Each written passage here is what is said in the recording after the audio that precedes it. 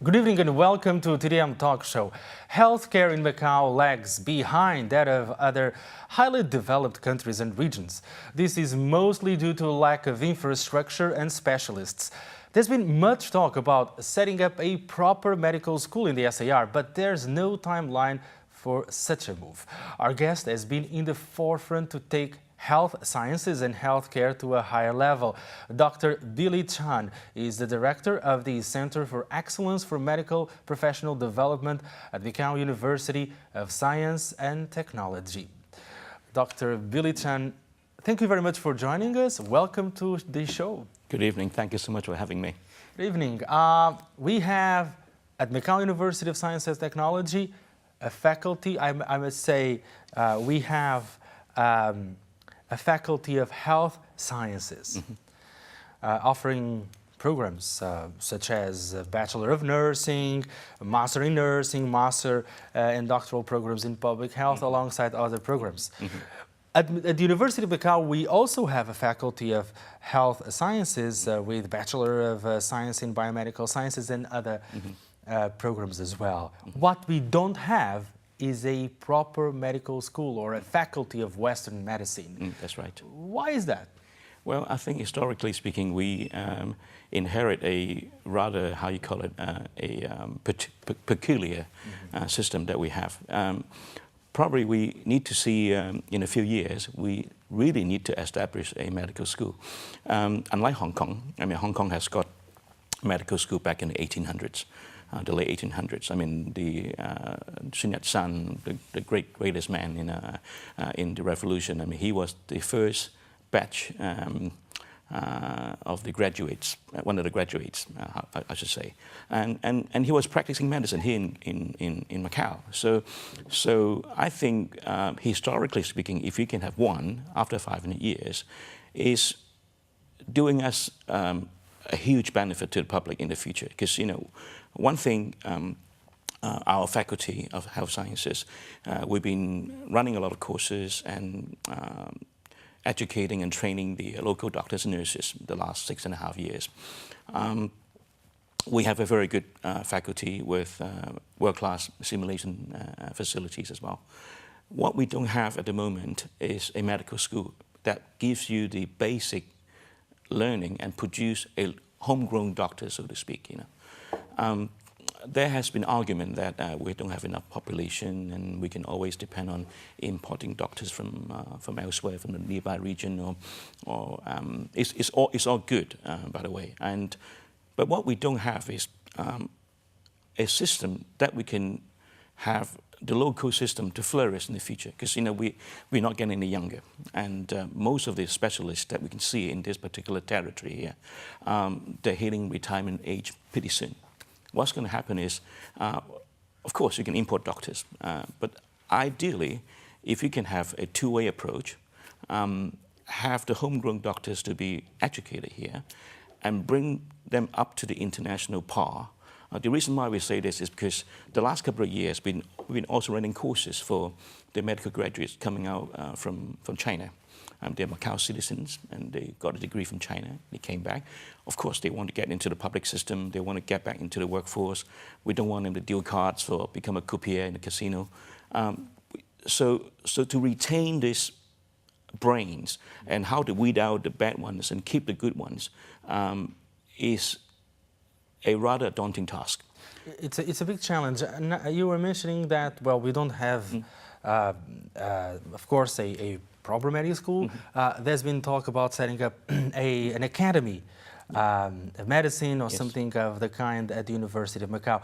Do you think we should wait for the government-owned university, the University of Macau, to take the first step, and then you would following in University of Macau's footstep?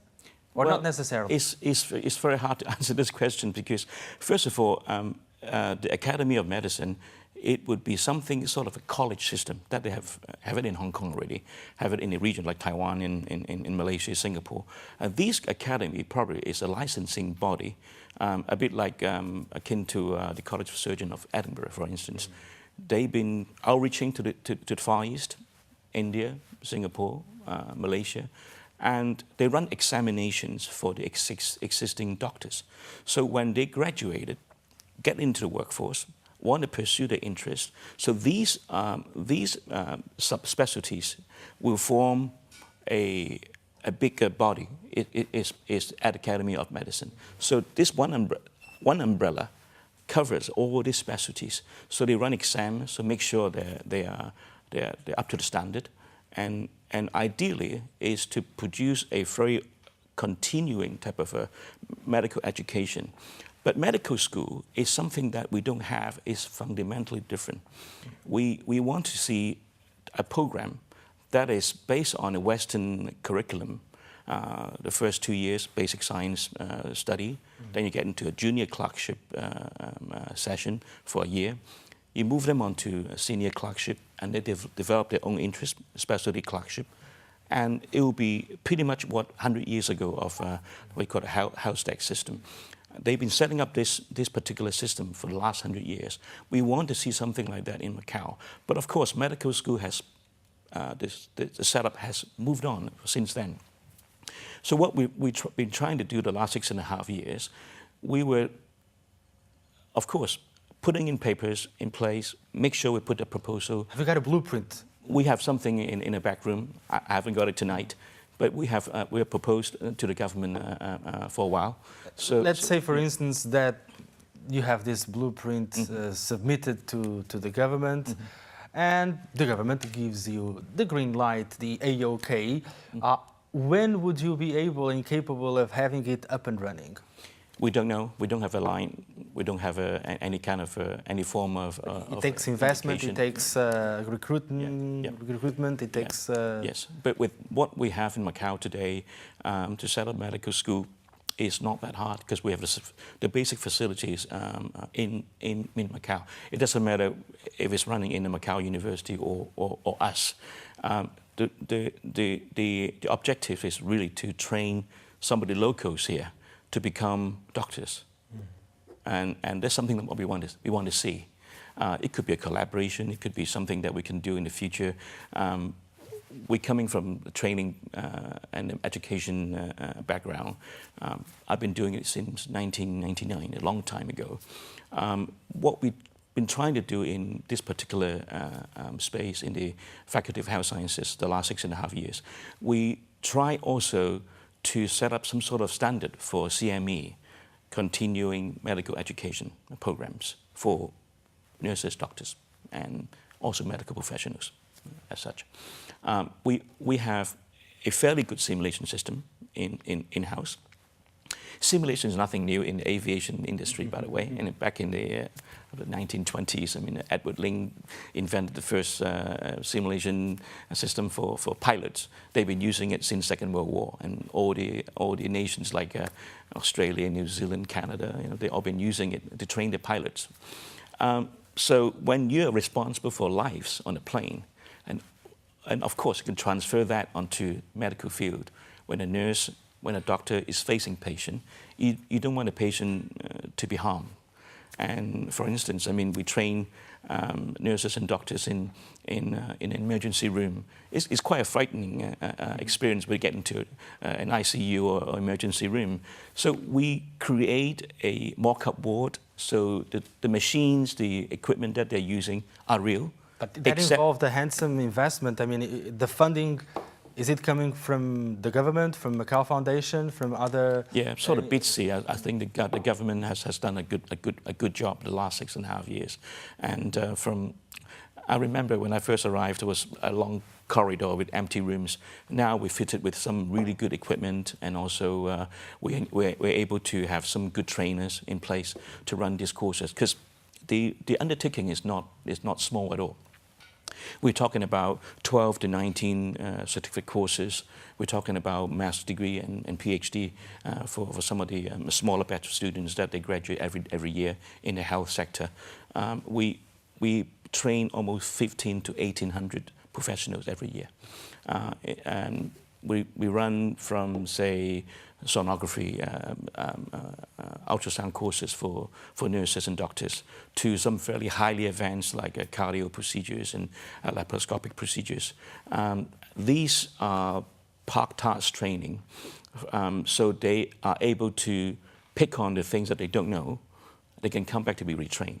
And as you know, computers don't tell lies. So at the end of the session, they'll get an assessment by the computer. So at the end of the day, get home, I know exactly what they've done wrong, what they've done right, they're going to come back again.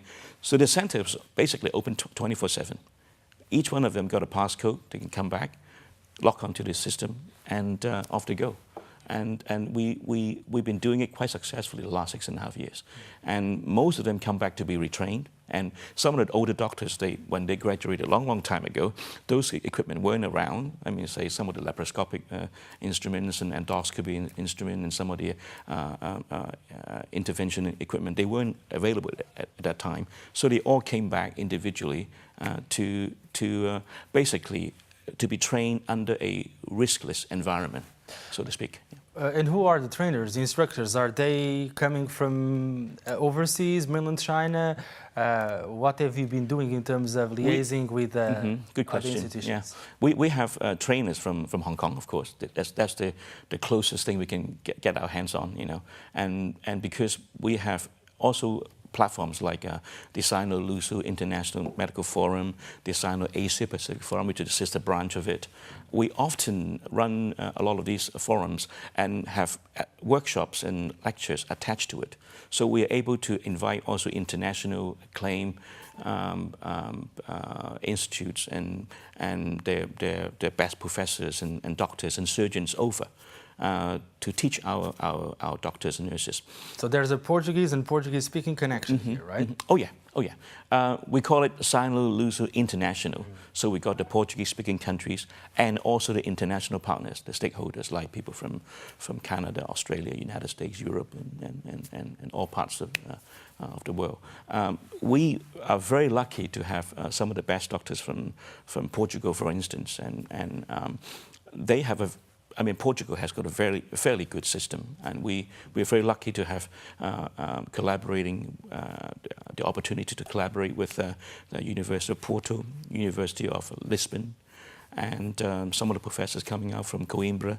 They also have been to our faculty. We also have brought some of the brightest doctors from Macau and China to Portugal. What have been the fruits of this endeavor? Well, I think 6.5 years ago, when you were talking about having international forums to be established in Macau, people would ask me, will this work?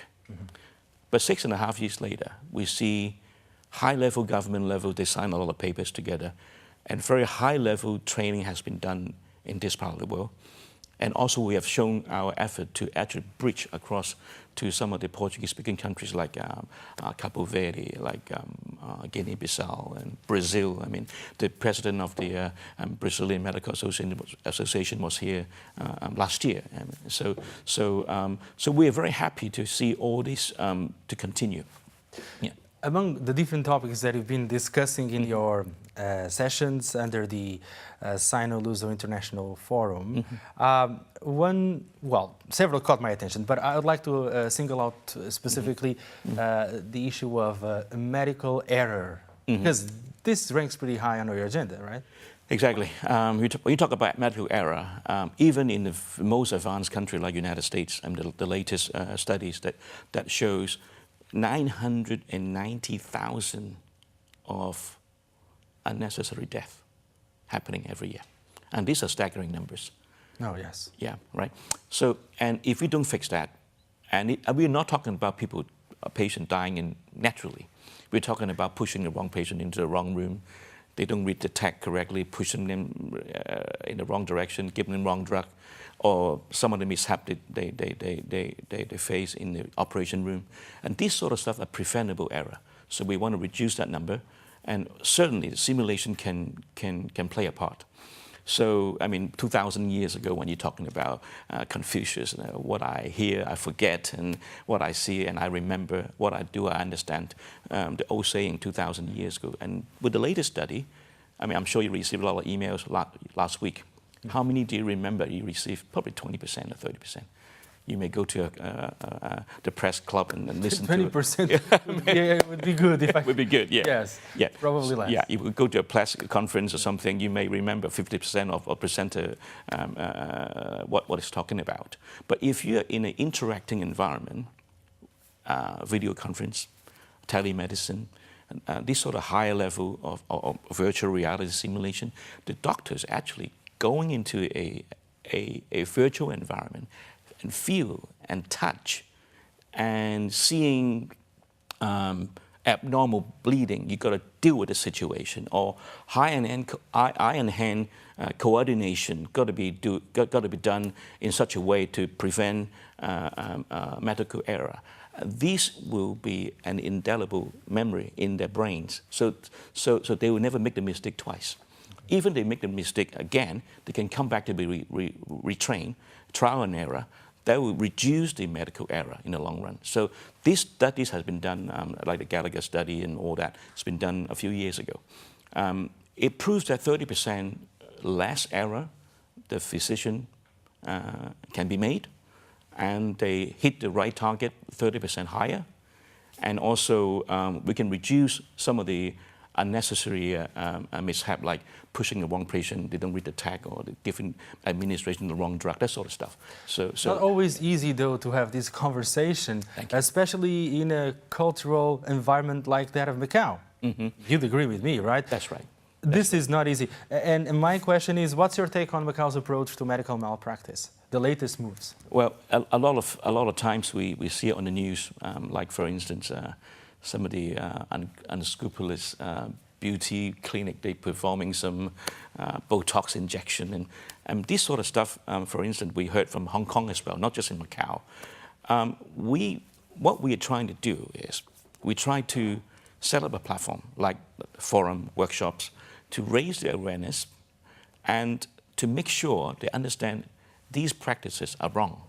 And also we can also push the government to a situation that they would look into licensing and certification a bit more seriously. So what about what occurs in the public hospital, in the largest private hospital in Macau? Mm-hmm. Issues related to accountability. Mm-hmm. This is pretty controversial. It is. Well, check and balance, this is one thing. How to get it right, you know, that's well, fundamentally, we need to have a good system. It doesn't take much sometimes, but you need a team of, you need a dream team actually. You know, you have to weed out some of the bad ones, put some of the good people together, quantify it, qualify it, and put it into action. Just like the United States, I mean, the paper came out from the journals, 990,000 unnecessary deaths, and that's a big number. So what they're doing now, all of a sudden we see a lot of simulation centers across California, Washington, D.C., some of the biggest states. So if we have an in-depth probe in Macau, and if you do come across a figure, which would not be probably in the hundreds of thousands, not even the dozens of thousands, we don't know. Yeah, we don't know. But any figure would probably kind of raise awareness, right? Yeah, of course. Well, I think sometimes you need to have some. Look at Hato. Or Hato. I forgot how to pronounce it. The typhoon put to the limit of the local medical professionals. They did a great job. Now they found out one thing is how we're going to coordinate to make it better. I mean, sometimes it takes one event like typhoon Hato to really kickstart something brand new to be happened here. And I firmly believe we have the right people here in charge, but we need more. We firmly believe that we need a medical school. I'm sure it will happen one day. We don't know when. And I'm sure what we are doing now today in the faculty, we are trying to push to some sort of standard, some sort of a benchmark, that they need to know these skills. And when we are setting up a course, say for instance, the major instant medical management, they come, they listen, they do the workshop, they will go back and tell their peers. And we know that one day when we really have the medical school, we don't know when, these professionals will become professors, trainers. We are doing a train-the-trainer program right now. Coming back to the issue of medical malpractice, a loose end here would be the issue of the obstacles that looming in the conversation. I'd like to talk about the issue of losing face and also of the, some would say, overly protective nature of the medical community. Yes. So it's not easy because... It's not easy at all. So how to overcome that? Let me tell you a live example. When we built the simulation room, your team came over the other week and took a lot of footage as well. We have a mock-up ambulance with all the gear inside, like gas supply and connection and all the oxygen and all that stuff. And they have to perform a pre-hospital training. So all that can be taped and replay again. And the magic is when they are going to the simulated ICU room, that it looks and smells like a hospital, but it's not a hospital. It's a mock-up ward that has got mannequins and defibrillators and all sorts of gear that they be using at their workplace. We have a mirror, a single-side mirror, so nobody knows who is behind the mirror, marking their results and giving the assessment. And if they have done it not quite right, they have to go back to the debriefing room next door, watch what they've done, and sometimes the reality hits. They got to go back to do the procedure again, and guess what? They all pass. So the saving face thing can be come across by technology as well. Yeah. So yeah. Interesting point. You were saying that there's a dire need for a medical school to train and nurture local talents, medical talents. So we're talking about somehow about the software side of the equation. What about the hardware side? What about a new hospital, the Islands Hospital, the long-delayed project?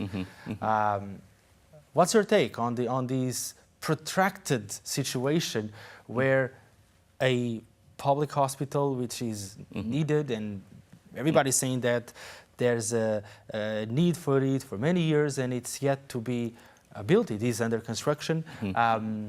What's your comment on this? Well, definitely with what I can see. Well, the policy, I leave it to the politician because I'm not a politician, and what they can do is probably to push harder, push the envelope further. Our hands are tied sometimes, you know.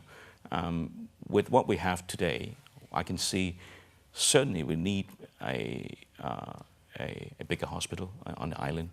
Certainly, we also need to see some sort of formal training in place. And when one day they have this particular hospital set up, they have enough professionals to work there. And I think setting up a medical school is very important because you don't see the first batch of the 25 or 30 graduates until 7 years later. So within these 7 years, we have to do a heaps amount of work to get there. And what I can say is, I really wish there will be some sort of planning, and not just looking at one particular project. We should look at the system as a whole. So the system as a whole with public players and private players, meaning the two sides of the system. Well, some people who cast a skeptical eye on public health policies in Macau believe that the government has been leaning too much towards the private healthcare providers, turning a blind eye or neglecting the public hospitals development. How do you see do you see this as, some people would say this is a sort of zero-sum game? Yeah, well, indeed, we see, for instance, the neighborhood, Hong Kong, they have a fairly good public system and a fairly good private system that they coexist, and they haven't been building any new hospital for a long time as well. So I think by judging what we have today, per head of capita, we have, they say on the report, we have enough doctors and nurses. We have to ask ourselves some very hard questions. When the bridge is all being built, all done, we can drive a motor car across in 20 minutes, 25 minutes, and reach to a point that the medical system is way, way better than us. We will lose our patient, private patient and public patient. This is a hard question that a lot of people would have to answer in this particular field. So the key word would be quality, right? Quality is the word, yeah. yeah. I really want to see this will happen one day, not too far away, of course. And tackle the shortage of specialist doctors. Yes, indeed. Indeed. Well, we also did a lot of research as well in my faculty. We haven't published any paper just yet. We had a sample of 2,000 local-born Macau citizens of the DNA in the genome project. And we found out some very interesting results in comparison to people in Guangdong, people in Japan, people, and these are Asian people too, you know. So, but we found out the genes of the predisposition of the illness of 40-odd type different disease. So we're doing studies of how they affect that psychologically when they receive the report, and a whole range of stuff we want to see. We don't have a medical school, and I think when we have a medical school, we also be able to also attract more professionals over to Macau. Not just teaching basic science. We have some very special people and coming over. We can expand the services and do more of this kind of research as such. And we, at the moment, I'm also running a project on haptic, which is it's a Greek word called touch and feel. We want to be able to produce some of the trainers, simulation system here locally, that we can perhaps perform some of the lumbar puncture or epidural type of harder procedures. And this is very hard to teach without having the correct trainer, the correct simulation model. So there are many things I would like to see to be done, and I really hope the medical school can be set up as soon as possible. We can bring in more professionals over, so we can achieve this dream faster. We don't have a medical school, but we do have Chinese medicine schools. Yes, and, there is. And Macau University of Science and Technology is playing a leading role in that respect, I would say. We have a faculty of pharmacology, we have a faculty of health sciences. We also have a faculty of Chinese. What about the interplay? This would be a standalone show to talk about Western medicine vis-a-vis Chinese medicine or traditional Chinese medicine. I think complementary method is a good thing too. I mean, we should keep an open mind. I mean, look at places like Germany. I mean, they also practice complementary therapy and the Western medicine together. So I think we are in a very good position here. And to bridge these two sides of the equation. Of course. Why not? If you're a terminally ill patient, you lost hope, why not give them something that they can hope for, and psychologically will do a lot of good than bad. Yeah, for sure. Before wrapping up our talk, I'd like to talk about another issue. Okay. It's somewhat related to some of the things you've said, but we'll expand the conversation a little bit more. I would like to talk about medical tourism and Macau as a medical tourism destination. Is there potential for it? What's the current situation? How to take the whole thing to a higher level? Definitely. I mean, you look at Las Vegas, I mean, the numbers, their gaming revenue is about $5-6 billion a year. But their medical tourism and conference and all that is 6-7 times larger. So given what we have today, seeing the figures, 30 million people coming across the border every year. We have 750,000 people holding a Macau ID card. The numbers, just look at the sheer numbers. We can start something today and see there is an industry which is far different from what they do in Thailand or Philippines. That would be my question. Exactly. What will be Macau's added value when it comes to competing with Thailand, with Hong Kong, with some places in the mainland and elsewhere, Singapore? With the target therapy drug is so advanced today for oncology, it should be a niche that somebody would come here and take the advantage of it. Not something that you see probably in Thailand, get your teeth fixed or getting your blood checked, and while you're having a sunshine in the beach. That sort of stuff probably doesn't apply in this part of the world. It has to be something very niche, something very special, and we should pursue in this particular avenue, and I'm sure bringing good people over when you have a medical school, when you have a new hospital, when you're seeing more new players here and specialists here, it is not impossible at all to create something very niche, very special here. And that's my take. Yeah. Sure. Yeah. And perhaps we can have another talk show Yes. on medical tourism For and sure. related matters. For Thank sure. you very much, Thank you. Dr. Thank you, Willington, for Susay. joining us. Thank you for having me. Interesting, fascinating talk. Pleasure to have you on the show. You're most welcome. Thank you. Thank you. And to you at home, thanks for tuning in. We will be back next week.